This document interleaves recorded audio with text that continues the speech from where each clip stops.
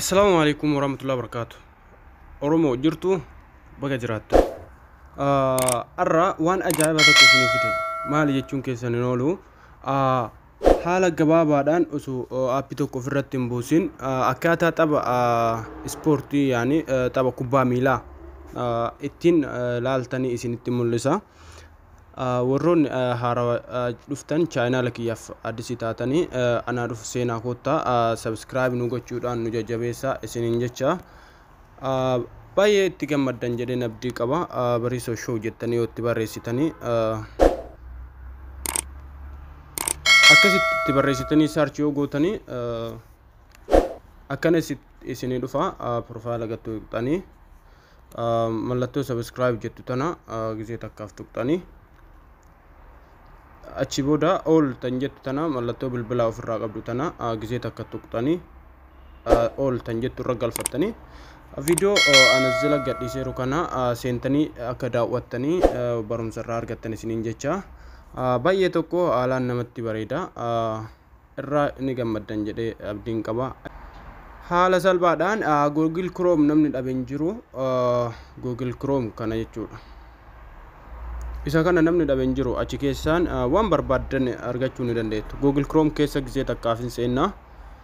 Erga seenne gubbaa bakka search jedhu kana irratti qubaan gadi tuqne yellaa shoot jennee barreessina jechuudha.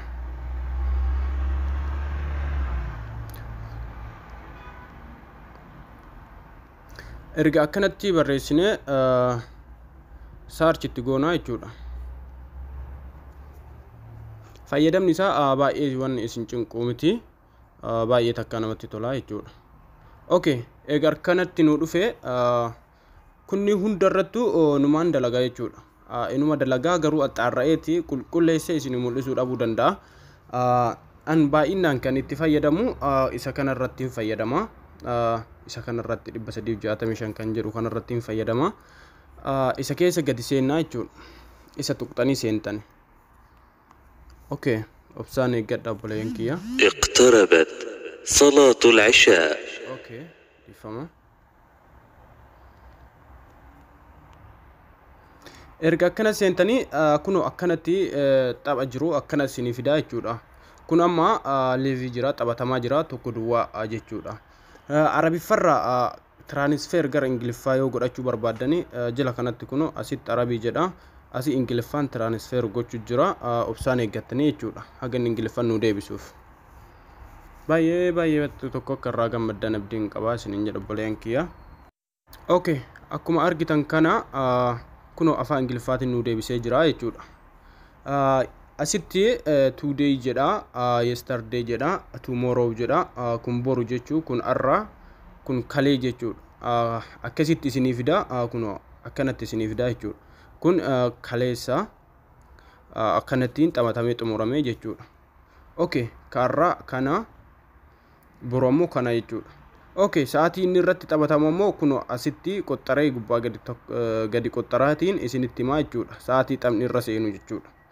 Kaza asitti yoo barbaadanii kun in Cairo time jedha.